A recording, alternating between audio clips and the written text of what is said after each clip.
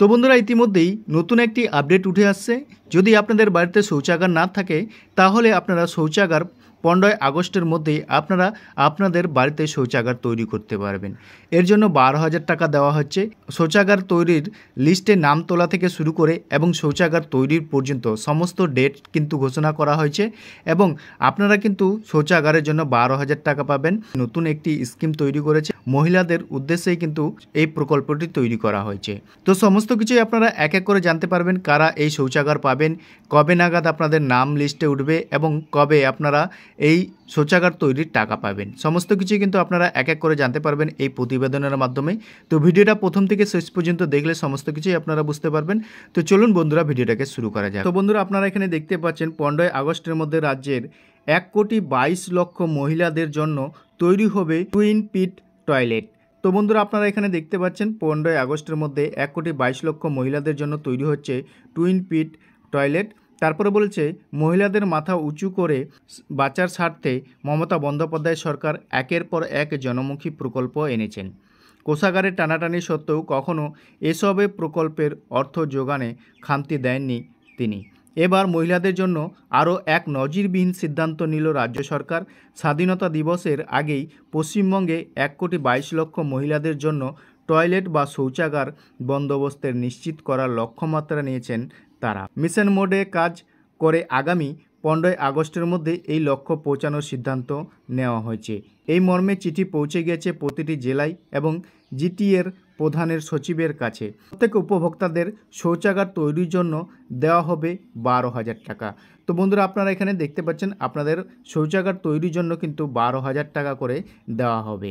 তো এখানে কারা কারা পাবেন না সমস্ত কিছু কিন্তু আপনারা এক এক করে জানতে পারবেন। বন্ধুরা ভিডিওটা প্রথম থেকে শেষ পর্যন্ত দেখুন। রাজ্যকে উন্মুক্ত শৌচাগার করার লক্ষ্যে আগে গ্রামে শৌচাগার তৈরির কাজ করে তৃণমূল সরকার, তবে এবার ন্যায্য প্রাপক বেছে নেওয়া হবে বিভিন্ন পদ্ধতিতে।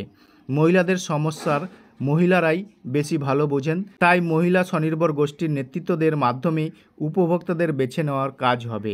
রাজ্যের এক পদস্থ কর্তা জানিয়েছেন মহিলাদের সম্ভাব্য স্বাস্থ্যের জন্য শৌচকর্ম বিপজ্জনক। পশ্চিমবঙ্গে ইতিমধ্যেই উন্মুক্ত শৌচমুক্ত রাজ্য হিসাবে ঘোষিত হলেও প্রতি বছরেই বাড়ছে জনসংখ্যা, তৈরি হচ্ছে নয়া বাসস্থান, পাল্লা দিয়ে বাড়ে শৌচাগারের প্রয়োজনীয়তা।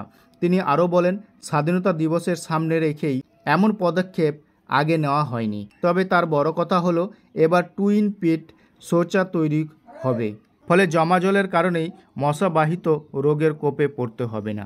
সূত্রের খবর রাজ্যের পঞ্চায়েত দপ্তরের অধীনে রয়েছে 12,05,846টি স্বনির্ভর গোষ্ঠী। মোট সদস্য সংখ্যা 1,22,764 জন।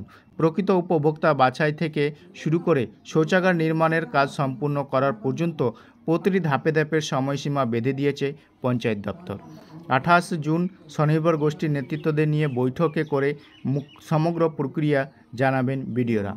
1 থেকে 7 জুলাই গোষ্ঠীদের সদস্যদের সঙ্গে এই বিষয়ে আলোচনা সেরে নেবেন নেত্রীরা।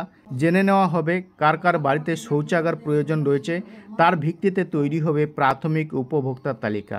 8 জুলাইয়ের মধ্যে সেই তালিকা জমা পড়বে বিডিওর কাছে। বিডিওর অধীনস্থ একটি দল সেই তালিকার শৌচাগার সরজমিনে পরিস্থিতি যাচাই করে তার ভিত্তিতে চূড়ান্ত তালিকা তৈরি করে 9 থেকে 12 জুলাইয়ের মধ্যে তা আপলোড করবে পঞ্চায়েত দপ্তরের রুরাল স্যানিটেশন পোর্টালে। সরাসরি উপভোক্তাদের ব্যাংক অ্যাকাউন্টে পৌঁছে যাবে টাকা। আগামী 13 আগস্টের মধ্যে এই কাজ শেষের নির্দেশ দেওয়া হয়েছে জেলা প্রশাসনকে। এই কাজের জন্য 15 আগস্টের স্বনির্ভর গোষ্ঠীর হাতের সংশয়পত্র তুলে দেবে সংশ্লিষ্ট জেলা শাসক। তো বন্ধুরা আপনারা দেখতেই পেলেন কবে আপনাদের নাম উঠবে এই শৌচাগারে এবং কবে আপনারা এখান থেকে টাকা পাবেন এবং কবে আপনারা আপনাদের শৌচাগার তৈরির কাজ করতে পারবেন। তো আশা করি বন্ধুরা ভিডিওটা ভালো লেগেছে। ভিডিওটা যদি ভালো লেগে থাকে একটা লাইক করে বন্ধুদের সাথে বেশি বেশি করে শেয়ার করবেন আর এই ধরনের ভিডিওর আপডেট পেতে আমাদের চ্যানেলটিকে সাবস্ক্রাইব করে রাখবেন।